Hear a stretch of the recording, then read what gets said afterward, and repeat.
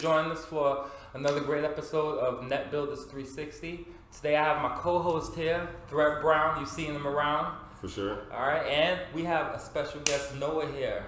Noah, please introduce yourself. Tell us a little bit about you. Yeah, I'm Noah Struthers. I'm with Second Cycle Community Bike Project. I have been working on this project since 2008, and I'm the co-founder. There was a handful of us that started the organization. I'm kind of the only one left at this point. You kind of cycle through, like I've cycled through, I would say 5 different classes of board members, a handful of different staff, and it's been a journey, working here at Second Cycle. I came on here full time at 2014. I was at REI for 7 years before that, and before that I was just working warehouse construction job, bike shop. I was always just I got out of high school and I just kind of went straight to the construction site, and my father grew up as a construction worker and concrete guy, and that's what I had accessible to me when I got out of high school. So I did that for a while. I moved out when I was 18 and just kind of bounced around, unstable housing, unstable working conditions for a long time. And then I got a house. I got some decent housing, consistent housing, when I was 24, right. But I basically was at times just couch surfing from age 18 to 24, until I was able to have a real stable job and a stable apartment, and that's when I started kind of figuring out what I wanted to do. And bikes were the things that I wanted to do. I believed in bikes. I loved bikes. I always rode bikes, mountain bikes, when I was a kid. I rode bikes when I moved into the city. I grew up rural Pierce County, unincorporated Pierce County, out past Gig Harbor, almost to Kitsap County. So I grew up out there, but I moved into Tacoma because housing was cheap and I could find work. Right. But this was 2000, when I moved to Tacoma, and so I just I'm a townie. I consider myself right. from Tacoma at this point. My family is 3rd generation here in Tacoma. As long as there's been white people in Tacoma, my family's been here since 1895 or something, and so. What was that turning point where you mentioned that you went, construction jobs, unstable? What was that moment that hit you where you said, enough? This is what I'm gonna do, and the idea of Second Cycle. I'll talk about that. I was building this concrete bunker magazine out at Fort Lewis. I had this Fort Lewis job, and this is when I got into warehouse work. But I was working out at Fort Lewis, and I was driving stake for concrete forms, and everything. It was a bunker. It was a magazine. Right. Everything was tons of rebar, lots of everything's heavy as hell. And I had a really hard job out there, and I lost the feeling in these 3 fingers for 3 months, and I was never again. I'm not going back to construction. I'm not going to do it. So that's when I got a job. Then I was I'm going to do warehouse. I can show up at the same place. I'll get a job at REI. I applied for their central bicycle assembly, and it was consistent. It had benefits, and it gave me an opportunity to explore other things in my life because I had some sort of sense of stability. It's it wasn't it was kind of a dead end job for me, right. And I got into REI, but I sort of hit a ceiling in it, Okay. And there was a lot of people retired in place at REI, and there wasn't upward mobility for me, and I kind of started realizing that. I was I looked to my left, I looked to my right, and I saw, guys that had been there for 10, 15 right. years and got nowhere, yeah. And I was this is not what I need to be doing, And what made you choose profit versus non-profit? Because I haven't been in the non-profit world very long, but I'm not gonna lie, profit world is way easier. You know, It's way easier. I think I chose nonprofit because of the community building aspect of it and the legacy aspect of it. Yeah. So I think that when I think about the nonprofit, this organization, I think about it as an institution. Right. And I think about it as something that's going to outlive me. Right. It's going to outlive Gerard. It's going to outlive my tenure at this place. So I want it to be an impactful thing that's going to make a difference in the long-term outcomes of this community. Yeah. And I believe in bikes because I believe in active transportation. I believe that people need to be out of their cars and getting places by foot, you know, and that we're healthier societies. Like air quality is healthier with bikes. Yeah. You know, it's good for the planet. It's good for people. Yeah. It's good for the environment. It's good for everything, you know. So I believe in bikes. I believe in bikes to my core, you know, and I wanted to see the cycling world be a lot more accessible to all my friends. You know, most of my friends were in like service industry jobs, and everybody's like, I'd like to get into bikes, but I can't afford it. Right. You know, it's like, there's no used bike shop in Tacoma. And then there's like this kind of format. This sort of second cycle nonprofit bike shop is a format that's across the United States and internationally. There's community bike shops like this all over the place in Portland and Seattle, you know, New York, Boston, Detroit, like everywhere has got a community bike shop. Like it's a proven model. And also the old school model of like independent bike shops are just kind of going in decline too. So I wanted to do something different, and this seemed like a good model to get into. And I don't know, I'm just not a very like money motivated guy. It's a little changing a little as I'm getting older. Right. And I'm married now and I got a house and stuff. I'm a little bit more money motivated. But when I was 27, I was pretty ideal. I had pretty idealistic sort of perspective, you know, and it was just kind of, I was like, I don't want to be money focused. I want to be a community focused organization. And you know, it's funny that you say that because a lot of entrepreneurs miss that aspect. They miss that what you exactly what you just said. You weren't money motivated. You were more idealistic, but your whole entire business model and how it came about was based on you wanting to help and provide value. Yeah. And a lot of entrepreneurs lose their way in that. They get so focused on the money that they actually end up chasing the money and forget that providing value is an entrepreneur's job. We see a problem, we create a solution. Yeah. And they honestly forget that. Yeah. Very often. And I'm going to add too, because when you say like me having a sense of like doing business with you in the nonprofit world, I see exactly, because that's why I started the nonprofit that we have now, is because it does outlive us on a community level, you know, because this is something that communities carry on. You know, it's something it's for the community, by the community. It's just a vision that we have to provide these services for people that, you know, are not able to, because most for-profits, they create business based on price margins that a lot of people in the community can't afford to reach or can't afford to access, you know, so providing this nonprofit. Yeah. And my question to you is, out of all of the locations in Pierce County, Tacoma, what made you settle your business, your organization right here on the Hilltop? Hilltop? I don't know. I've been in Hilltop for pretty much most of my, I've lived on the east side, I've lived in Fircrest, I've lived all over Tacoma, but I've spent the most time like in the Hilltop and like central, kind of like between 6th and Division. I've been living in the Wedge for a long time, and it's a diverse neighborhood. It's one of the most diverse, highly populated, like densely populated areas in Pierce County. You know, and I think that diversity is important, you know, and this is the neighborhood that it needs to be in because we need diversity in cycling. And there's not as much representation as there should be. That's because there aren't as many like opportunities, and that's not where the bike shops are at. There's never been a bike shop in Hilltop, you know.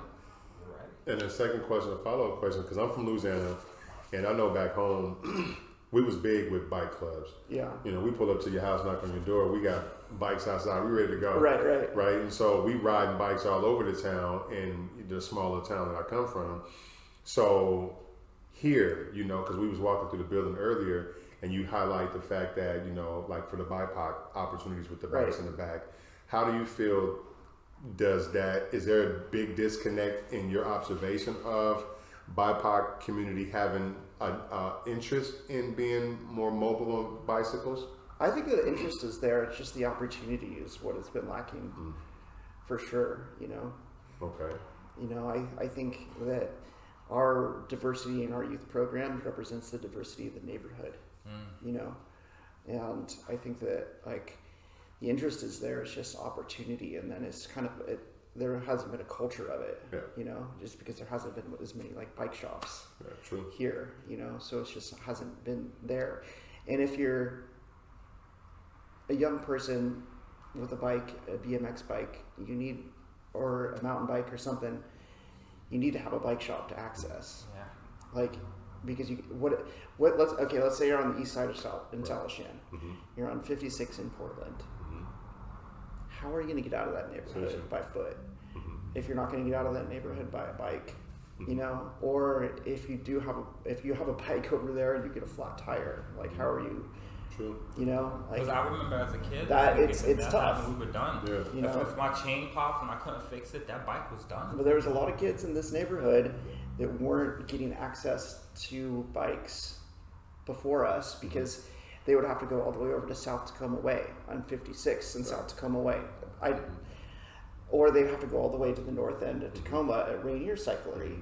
I mean, they've got something closer now, which is Tacoma Bike, which is on 6 out by the weed dispensary, Marymar. And like that's closer. And there's another bike shop that's closer over by Wright Park. But we were it for a very long time. You know, from basically like 2008 to around 2016, 2000. There's a close bike shop now, but they don't specialize in services the way we do, and they don't hold space for community the way that we do. You know. Because is it the one that's over there on 4th, right behind Rice Park? Yeah, it used to be over there. It was called Defiance Bikes, and then they changed the names to Opalescence Bikes, and it's on like 6 and Yakima, right there on the corner. There's like a barber shop and a massage place on like the south corner of Wright Park.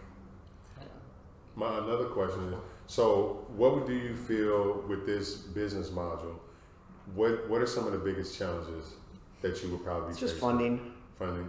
It's always money, you know, money and just staff and people. But I mean,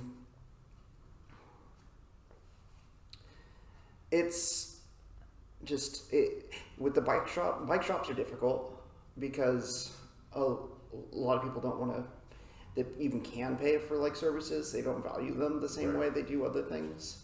Like, even though it takes us 3 or 4 years to like truly train up a mechanic so that they're completely independent and competent, you know, they should be making $35 or $40 an hour. If you work as an electrician and you train for 4 years and you're trained as a journey person, then you're going to be making $35-$40 an hour, you know. But it's not the same. So it's just not the same with bikes, even though you have to have like an equal amount of knowledge of minutia. So it's really a challenge because you rely on people's passion, and people end up paying kind of a passion tax just to work in the industry, and that's not just like a second cycle issue. That's Trek stores, Specialized stores, Kona stores, every other independent bike shop in the country. It's really an industry issue. It's because we're going to continuously bump up against, and there's no union. And there's no standardization of labor rates. There's no controlling union out there that's like, we need to charge X amount of dollars for a brake bleed. We need to charge X amount of dollars for a wheel true and a bike build. There's no universal like standard for education either. There's a couple of small schools, but there's not really like a unified like governing body for bike shops. In like the bike shop labor union, it just doesn't exist, you know. So I think that that's going to be kind of one of the biggest challenges going forward, not just for Second Cycle, but also for bike shops at all across the country. You know, it's just like, how do we keep people in the industry if they're not going to be able to make really decent wages? Where's their motivation to stay in it? And then what you're basically, if there's no motivation to stay in it, you get transitional employees. You get people that are in high school and they're going to college, and then they move on and they do something else. But how do we keep like lifelong trades people in the bicycle industry? You know, so it's like it's an issue like nationally for bike shops, not just like Second Cycle. So staffing is one of the big issues, and it's a hard job, and it doesn't pay as much as I would like it to. But, you know, the bottom line is the bottom line, and I can only pay as much money out as that's coming in. You know, like, I don't have a magic wand. I can't just... Money's got to come from somewhere, you know? And we also try and do a service to the community. So there's, like, often entrepreneurial needs and desires, and like money making needs and desires. Then there's like mission making needs and desires, and balancing that is always kind of like a challenge for myself and the staff. It's like, oh, you know, I want to say no to this, but I can't because this person's got to get to their graveyard shift. You know, and I've got 5, 6, 8, 10, 15, 20 like paying service repairs, but I got to drop this and I got to get this guy to work. You know, and we do make judgment calls like that, and I trust the staff to make judgment calls like that, and we do about $10,000 of in-kind services per year, just in like, man, my chain's messed up. Can you put it back on there for me? Can you adjust my brakes? Can you fix a flat tire? I got to get to DSHS, or I got to get, you know, I got to get somewhere, you know, because like, the bike, for a lot of the people we serve, the bike isn't an alternative transportation choice. It's the only transportation choice, you know? And like, the guy with the shopping cart pulling his bike along with it, he's a biker too, and he's just trying to, you know. I guess one of the other things that's really difficult about this job and this model is, well, I call them bike-shaped objects. They're like Huffies and department store bikes, and they're bikes that are built at non-serviceable grade. So they build these bikes, and they're not serviceable. And then people go to Kmart, they go to Walmart, and they buy these bikes. They go to Costco, and they buy these bikes, and they only last for 2 weeks. They're like, it's a $100 bike. I can get a bike. And they go out and they buy a bike, and it's like, it's not serviceable. It's got plastic parts on it. It goes out of true really quickly. The wheels are terrible. It doesn't stop safely, you know, and people bring these bikes on us, and then we're like, we can't work on that. It's not serviceable. This is not of a serviceable grade of material. This is not of a serviceable grade of manufacturing. And we have to refuse service on it because it doesn't make any sense for us to work on something that's not going to work in 2 weeks. And then be blamed for it. And then be blamed for it, right? You know, or we'll be like, we can't work on that because it's not going to be safe to ride. Or the cost of the repair would exceed the value of the bike. And just being like, we have to have that conversation constantly with people. And it's not Second Cycle's fault.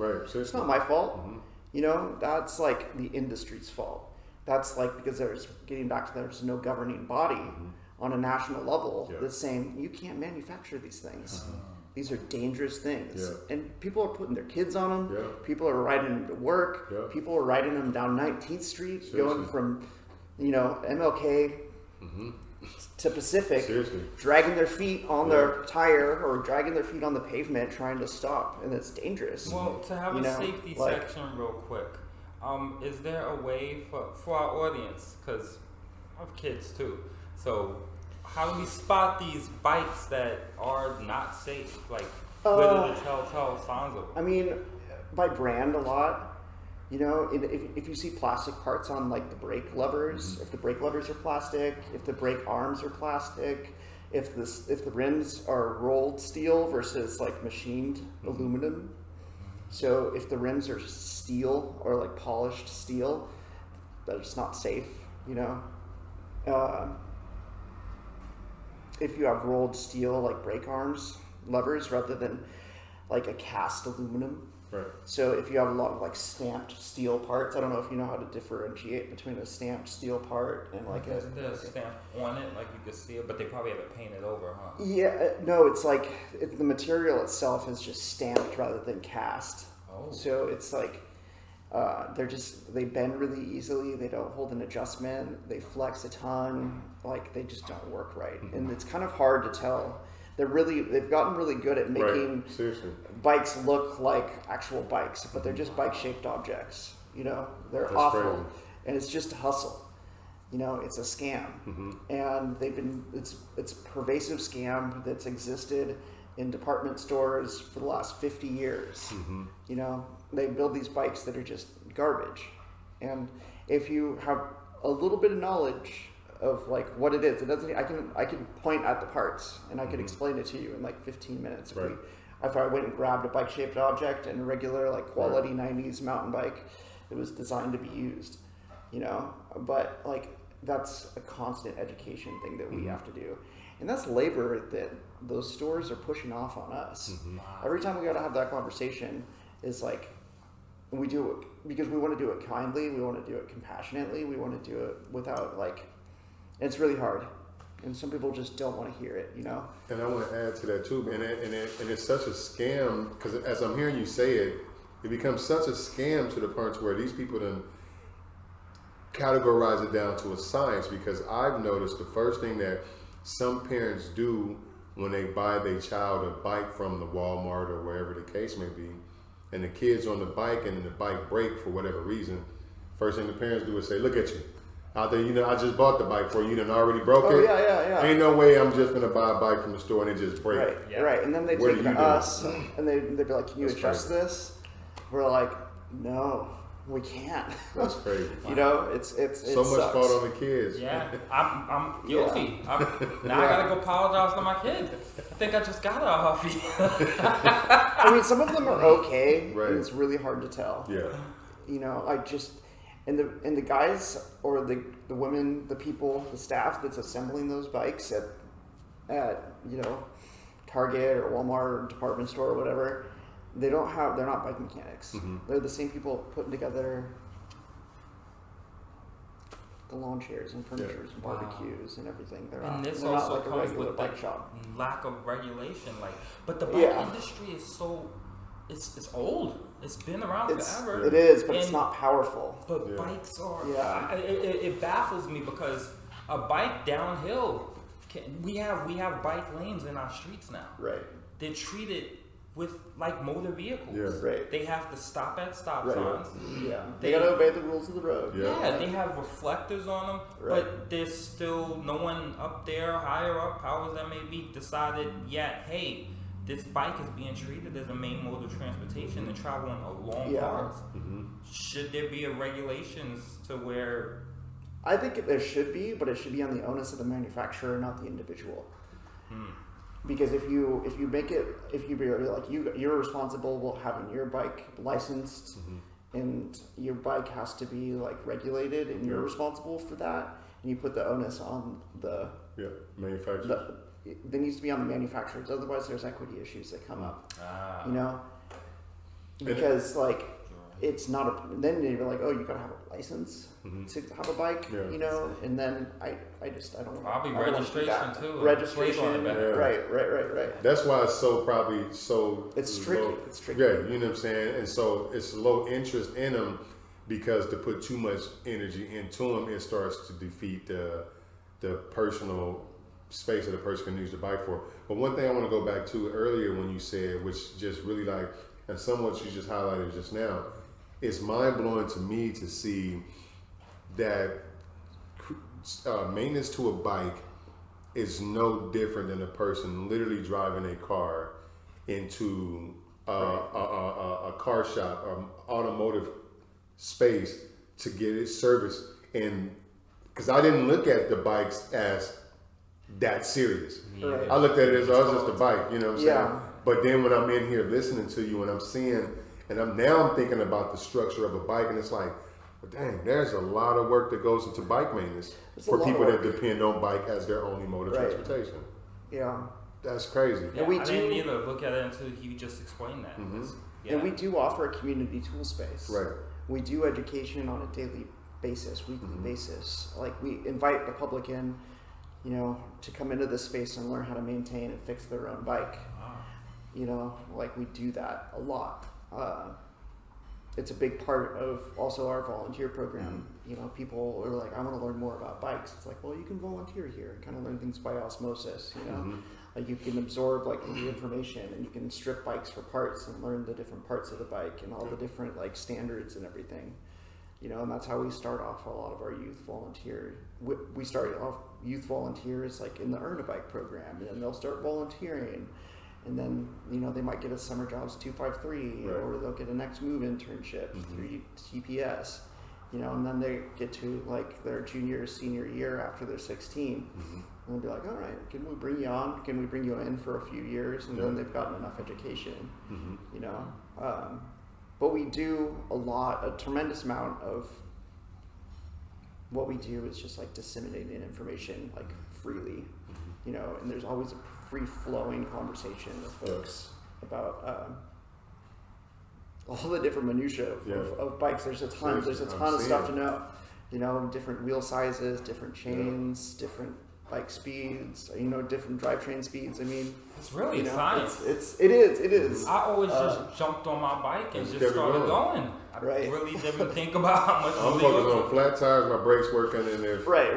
my chain's That's right. it. Yeah. That's it. But we, I mean, we teach kids this ABC quick check. Yeah. It's like air, brakes, chain, you know, and check your quick releases. You know, like that's mostly what anybody just needs to know. That's But like then that's with how bearings and all this other stuff, But spokes. yeah. It's a lot to it, You know, man. in our Earn a Bike class, they actually will disassemble a bearing system and be like, these are bearings. Yeah. This is ball bearings. Seriously. This is like what the world moves around on. Yeah. Whether you're on a tractor or Yeah. you're in your car. Yeah. Like there's bearings in everything. And they're just like, whoa. It's real. You know, like it's different when they get their hands on it. Right, Their hands sure, are yeah. dirty and they're like pulling apart. And this is a cup and this is a cone and these are bearings.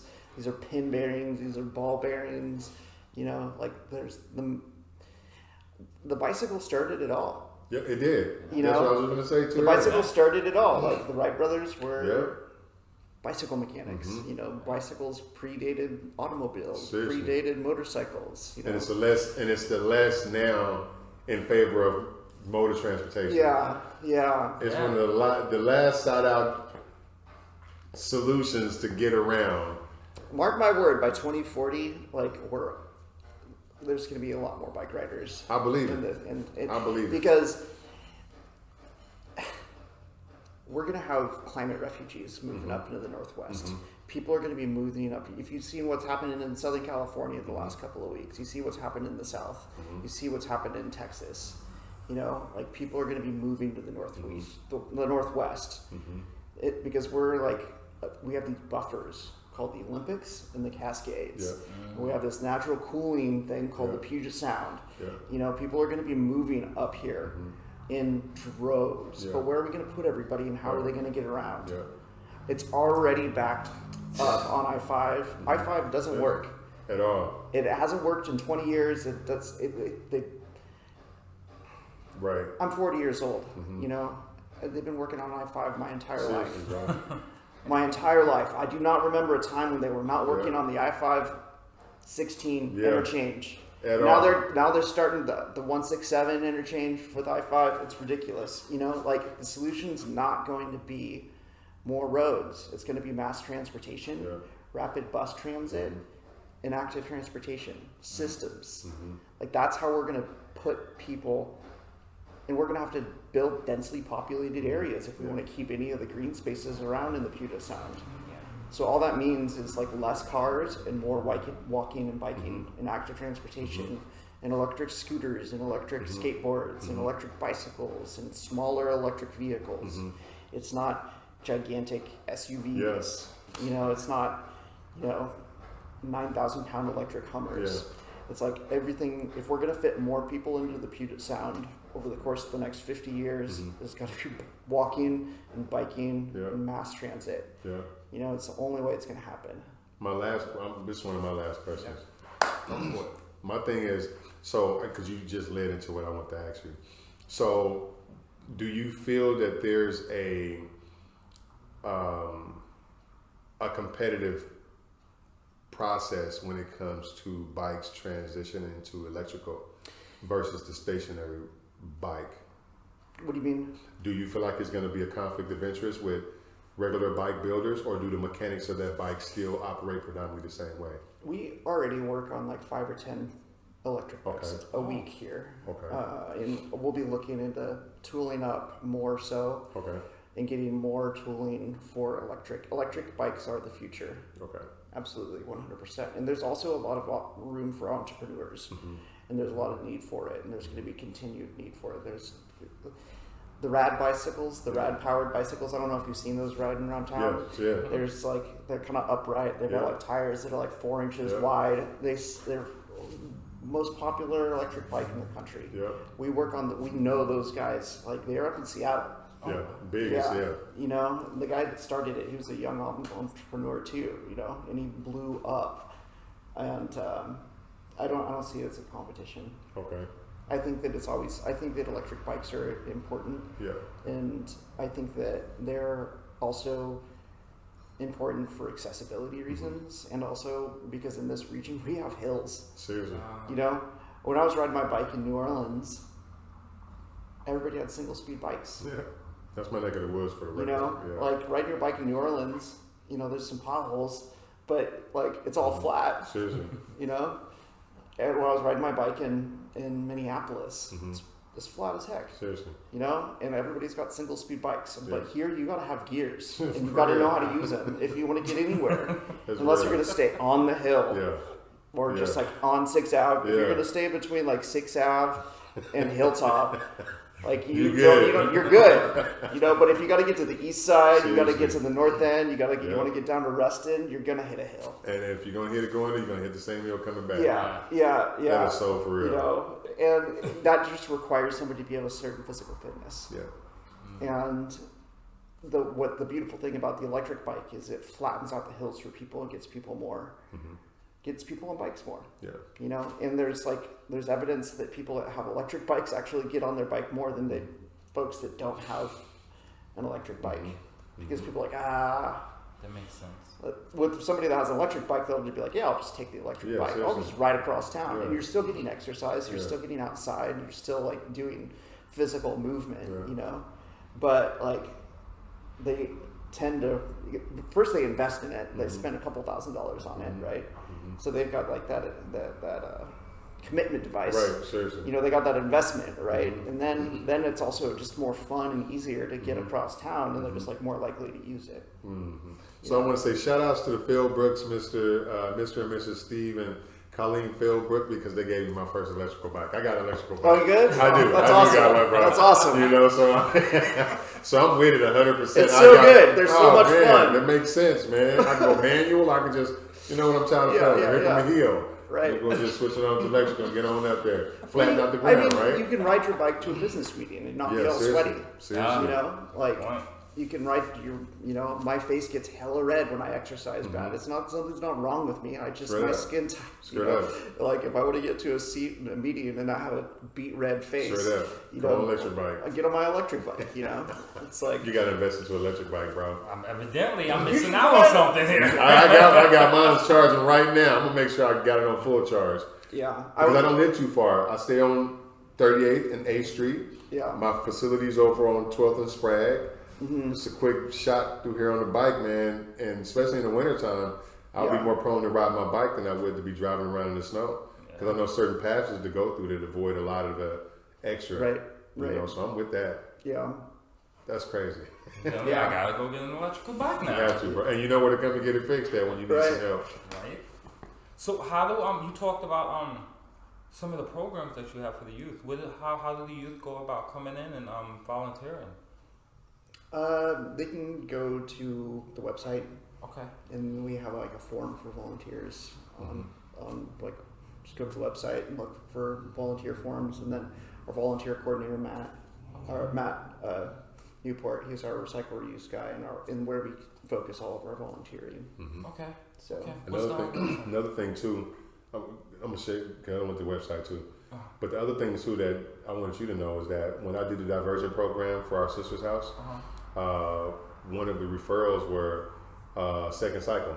So even for youth that are at risk or youth that are dealing with the juvenile court system, there was a lot of young people who was referred to come to here as a source for probationary statuses, and to avoid criminal records, they can come and program with second cycle to avoid, you know, that being put on their record as a divergency. And so that's one of the things that stood out the most to me when I seen, you know, and I heard a lot more about second cycle, was that Pierce County Juvenile Courts has a relationship with the entity for people to be able to say, I want to pick that organization for probationary status.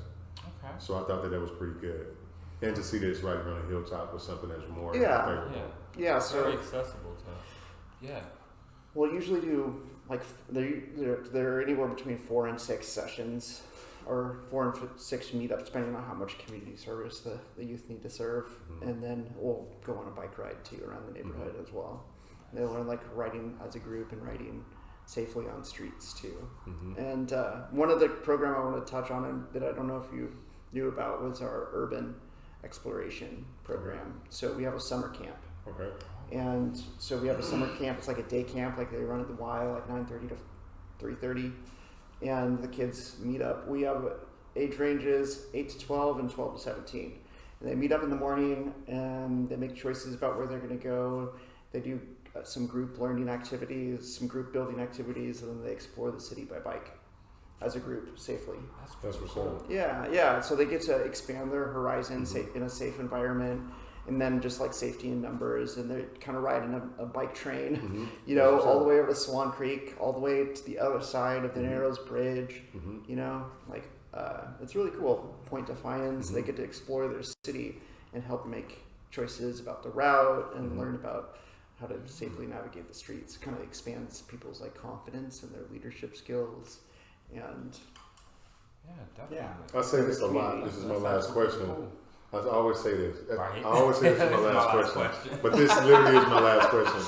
So, collaboratively, have you ever thought about, like, with our organization, we big into like fundraisers right now. So we got a flip-a-thon where we do the tire flipping fundraiser that we're working on, and we call it the community-thon, to where we do crunch-a-thon, the squat-a-thon, push-a-thon, pull-a-thon, which is pull-ups, push-ups, squats, right? And so Bike-a-thon. So how have you ever done a bike marathon before? The closest thing that we do to that is the Destiny Dozen, Okay. aka the Shitty Gritty. Okay. It's a bike ride here. It starts at Second Cycle, and they ride up 13 of the steepest hills in Tacoma. Okay. So like Fairbanks. Oh, that's all you got to say to me is Right Fairbanks, there. and I'm done. My calves say just started hurting. My whole thigh started Fairbanks, hurting. and I'm done. With anything else you L say. Street from like Puyallup Ave Straight up up. to the top. You know that L Street. Yeah. The one they just opened it up again. You know, like L Street, 30th Street. We go up like 19th Street. Yeah, which is You know, yeah. like, all like the most brutal hills in Tacoma. So that's an event that we just started up again like this last year. But it's the Destiny Dozen. It's Yeah. I got some posters up for it around here somewhere. You're not allowed That's to use pretty electrical bikes during that, right? I think there was an electrical bike category. Like somebody used Sign it. me up. Yeah, don't let them use What? the electrical bike. Let I them don't feel think the you burn get. too. You don't get the certificate though. It's not the come same on, pedal it. certificate. Right. You gotta pedal it if you want the certificate, Right. which is like Put some grit in it. You know, you gotta train for it. Yeah. It's about 40 miles, but it's like 4,000 feet of elevation. So you're doing about 1,000 feet every 10 miles. It's It a made lot. me tired Right? instantly. Yeah, But I would love to work with you on something, yeah. especially with a group of kids, you know, a group of young adults that get out in the community and understand the formalities of bike riding. Totally. And do some type of creative route through here or something, you know, and get a lot of adults on board for the cause. And, you know, whatever we raise, it goes to both organizations. What we could do is We've done like a poker ride before, Okay. or like an alley cat ride. It's just basically you could set up different destinations at different businesses, and this might be a good way to like key into your entrepreneur like network. Yeah. You know, is that people would ride to a business, like get a card or something, and there'd be prizes at the end or something like that. You know, it could be it's a alley cat or poker ride. I'm you know, down. I'm something down to like explore that. that. Yeah. I'm down to explore that for sure. Yeah, that'd be cool. That was I don't got. No, because you know it's never the last question. We never It's have already those. killed. I'm good with it though. He's had 7 last questions since we started talking. It's real. Yeah. Because this is exciting, man, It to is. be able It really to learn the origin of transportation. Really Right. though. You know, outside of feet, Yeah. you know, this is what it is, you know. And it makes so much sense when I'm hearing you break it down. Even when I sit back and look at the tools, I'm looking at stuff like, man, this is an auto mechanic shop. This is Right, an actual right. shop.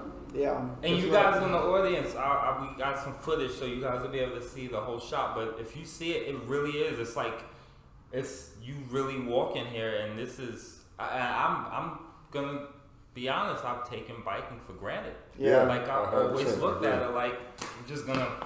But then when you look at so many things that go into this, like Yeah. it's amazing. Yeah. It really is. And I did the tour already, just FYI. Gotcha. You're welcome. I did it first, so ha. Oh, damn, that thing. And I got it on camera. We got Okay. footage. But no, I'm excited, man. I like this. Yeah. I mean, we're always looking to build community and like network new people, Mhm. you know. We're always looking for board members too. Yeah. And I'll let you know if we have board Seriously, member and please. like you have a network of Mm-hmm. talented young men to pull from. Yeah. Also, there's going to be leadership changes in this organization. Mhm. I'm not going to be here forever, Seriously. you know. I feel that. And like there's gonna be room for the next generation to like take over this place. I'm interested in like networking and meeting people and like building that next generation organically. You know, I don't want to do some national search for the next executive director. I want a hometown hero Right. that is grounded and rooted in this place and in this community, you know. Like I know you're not from Tacoma, Yeah. but you've been here for a long I've been time. here for a while. You've been here for a while, you know. But like, I really am interested in bringing people in Mm-hmm. and building leaders, Straight up. you know, and getting the next like generation of leaders into this bike shop, you know. We definitely need more So people with a mindset like that. I'm excited to connect with you guys and meet young people. And when I have job postings, I have job postings right now. I'm looking for a shop mechanic. We're looking for shop mechanics. We're looking for shop assistants. You know, like put it out to your network. Yeah. And any young person that's just like, you know, is going to hustle and is going to pay attention, is going to like stay on task, you know, and is work ready. Like, No send doubt. them our way. That's good to You know. know? What's the minimum requirements for like the mechanics? Like is there a prerequisite or something that they should have before they come? You in know, as a far as lot of the kids credentials? come in through our volunteering program. I tell people often it's like volunteer opportunities can turn into job opportunities. And that's not just with this organization. And it's like, I'm not saying unpaid internships. We have paid interns. We do summer jobs 253. We do Next Move. You know, some of those are paid internships. Right. But you know, like if you keep showing up to a place and you keep getting involved, so, I mean that's how I got a job at a bike shop when I was a kid. Right. You know, like I just kind of kept showing up and hanging out, and they're like, "You want a job? Right. Straight up. Great, you want to do something? You know, like you got to get young people have to get themselves out there Yeah. and expose themselves and like build community and build trust. Like I'll hire anybody, but I gotta know them. I gotta like have spent time with them. You know, I gotta trust them. You know, like, and that doesn't come without some investment on somebody else's part. True. You know, like I just need to see a little skin in the game Yes. before I give somebody an opportunity. Yeah. And I think that's I think I'm not alone in that. No, you're that's- not. yeah. And it only makes sense. That's Yeah. and most other employers, and I really like the fact that you said that, because most employers don't look at it like that. They honestly judge an entire candidate based off of a piece of paper called a resume.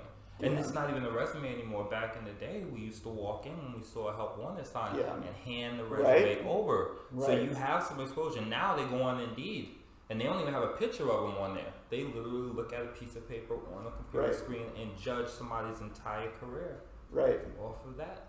I'm interested in seeing how people show up in community. Wow. You know, I've told a lot of people, just like, I can give you an opportunity. I've told like people experiencing homelessness or people, you know, houselessness. And I'll be like, I don't have to see a resume. I don't take any violent crimes. I don't take any sex crimes. Mm-hmm. You know, like those Yeah. are my only Yeah. no goes is violent crimes and sex crimes. I'm just like, I can't deal with that. Yeah. But everything else is like fine. Second chance. second But cycle. you know, it's like, how do you show up for community? Can you get along with people? Right. Can you like continue? Can I trust you? Yeah. And like, can you put in the time? You know, those are the three things. It's like, how do you show up? Can I trust you? And are you going to put in the time? Mm-hmm. You know, and it's just I think that's what it should take Mm-hmm. to get started in places. You know. I agree. Gosh, the whole hiring system was like that across the nation. Oh, yeah. There'd be a lot more people who weren't judged off of that piece of paper, and the employee would actually walk and shake their hand. You know, your piece Yeah. of paper says this, but you actually really showed up. You know? Well, it's like, are you looking at your employees as an investment opportunity, Right. or are you looking at your employees as a community member? Mm-hmm. Mm-hmm. You know, Straight up. and I'm looking for community members. Seriously. You know, I'm not looking for somebody I can get a return on investment on. Mm-hmm. I'm interested in investing in on somebody. Right. You know, Wow. Because they show interest in the community, it automatically generates the return on investment yeah, because they want to see good in the community, they want to do good by the community, and they want to work hard to be a contributor of the community. Right. So it's like that community membership piece is a complete buy-in for any type of success, financially, community, personally, Yeah. you know, any aspect of community growth or financials. That I like that module too. Yeah. That makes a lot of sense. Yeah. I agree. It's the first time I've ever heard it. Yeah, Honestly, straight that's up. why I'm so intrigued by it. Like, that's the first time I've ever heard an employer say that. Like, Mm-hmm. Seriously. yeah. we're going to a 4-day work week. Hmm. You know, Seriously. like I want to invest in people. I want people Yeah. to have time. I Mhm. want people to like enjoy their lives and like be passionate about things. I want the people to have like the health and wellness to like show up joyfully to work, not just be like, Yeah. Have to go in. I'll do this. Monday. Man, is it almost over already? I didn't even start yet. you know, Can I take the day off? Can I I've- come late? I've had jobs like that. You know? Right. It's just a grind, and I'm not Yeah. about. I'm a like. Don't get me wrong. I hustle. Mm-hmm. You know, I want to play smart. I want to like make choices. I want to prioritize. I want to deprioritize. But I also want like everybody to have the time to follow their passions and like take care of 100%. themselves and their family. I think that a 4-day work week is like the direction that a lot of the nation should be going towards. And if we're going to be dealing with the Great Resignation and dealing with all of these upheavals with like labor, Mm-hmm. and more things are getting automated, Yeah. Seriously. you know, it's just like let's reduce our hours and like be able to show up at volunteer gigs, like build something, you know, do an entrepreneurial activity. I mean, that's 50 days a year that you would get back. Yeah. You know, what can Yeah. you do in 50 days? A lot. You know, a I'm gonna lot. listen to this over again and get all of that you just said. Right? 7 years of 4-day work week gives you an Right. extra year of time off. Man. So if you work a 4-day work week for Right. 7 years, you Yeah. get an extra, like about 365 days. You know, 7 times 7 Yeah. times 50 is something like that. Yep. I think Yeah. 300 something. That's a Yeah, lot of time. That's a lot. 350. Yeah, almost a full year. It's a ton of time. You know. That you got back. Wow. Good analogy. I'm telling you, I don't got no more questions. No, I'm just. This is actually one of my favorite conversations. You know, like it really is. There's been a lot of topics that's been unexplored, and you guys all know that we just wing everything. So nothing's rehearsed here, so that's why I'm a little bit more quiet than I am, because not to discredit any of my previous guests on the show, but you're a very interesting person to talk to. Thank you. A lot of your thoughts and a lot of your idealisms are actually, and your methods of doing things is something brand new to me. Like, really. So, yeah. And this is my first time co-hosting, so that's exciting. But I do want to. Let's have a stronger interest in the bicycling industry. It is the original space of motor vehicle transportation. Anything outside of your feet is vehicular transportation. So I feel like we've left that out of the equation so long that revisiting it, and it shows another safety mechanism and show more safeguard to our kids. Y'all know where to come to get your stuff fixed at, so I ain't got to talk about that. Yeah.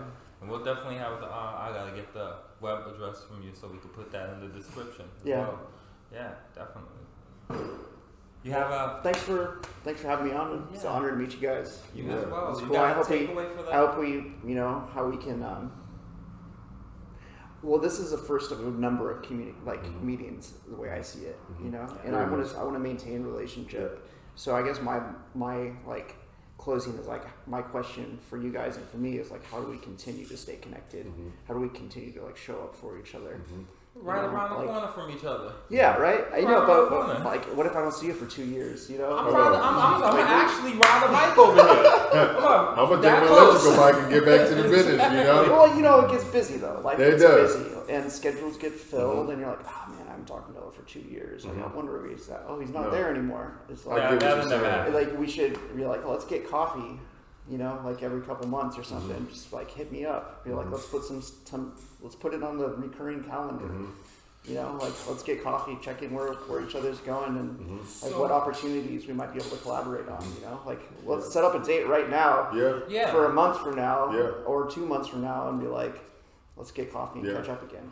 So also, and this is not going to be on the show. This part of it, I'm cutting this out. But we were talking about setting up a collaborative of pretty much business owners, small business owners around here, to where we meet monthly, do coffee, do dinner, something like that, because we realized during COVID, when everything happened,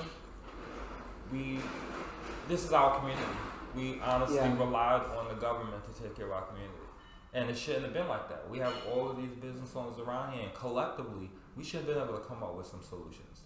We should have been able to do more for our community. But we were so busy, worried about staying afloat, that we forgot that we're the reason why we stay afloat. Exactly. We're the backbone of the nation, and when we were needed the most, we all fell apart. And that comes because we're so much at each other's throat that it shouldn't be like that. We should have something monthly where we all sit down and just, even if it's just to sit down, talk, have some coffee, laugh, joke. Can you imagine how many networking opportunities, how many collaborations, how many partnerships we're having, something like that? Yeah. I'm down. And I'm as I look at the young people in the community, I see a strong interest in bike riders in my demographic, geographic community area. And now that I got a more realistic perspective on bicycling, it's I'm more eager to figure out how do I get groups of young people, even if they came here and we just rode obstacle courses over in that's Shop a Lot, whatever that is over there. That's Save a Lot. We create a space over there, and have them riding from that parking lot to this parking lot, control, whatever it is. I'm down to create from People's Park to this lot to this lot. What does it look like? I'm down to see that, and that's what I want to be able to create and stuff. So I want to stay connected on that aspect and build on that. So I'm down to come back in and brainstorm on even if it's not. I want to get you out on a mountain bike, man. On a mountain bike? I want to get you out on a mountain bike. Just don't take me to Fairbanks, goddamn it. I'm gonna tell you that. Are you been to Swan Creek? Yeah, I've been to Swan Creek. But if there's something worse than Fairbanks, bro, I don't even see it. I'm gonna tell you that now. So if I see us riding anywhere close to Fairbanks, you can best believe it. I'm gonna stop and I'm calling the Uber. I'm telling you now. SUV Uber, mind you. Put the bike in the back. Oh man. So I'm down to do that. I do want to do that. You know what? And that's weird because like do you like is it China? Chinatown? Yeah, no, show China. Oh yeah. Like they actually have people like couriers and taxis with people on the bikes and they have the Heck yeah. yeah. Brazil too. I see people on bikes left and right in Brazil. And that's like that's still considered like a main primary transportation. Yeah. It really is. Like So you wave down a cab and it's a guy with a bike and you jump in the back. When you said Uber, I thought about, are we the only country that's just pushed away from bikes? So clearly, we're over on second cycle and they're okay. So at least somebody holding it down still. Appreciate it, Noah. Appreciate it. I got a 3:00 meeting. Yeah, we're gonna attend to, but it's so good meeting you guys. Thank you. Thank you. We done got what we needed, I'm sure. Now, Billis, thanks for joining us, and we'll see you next episode. Yeah.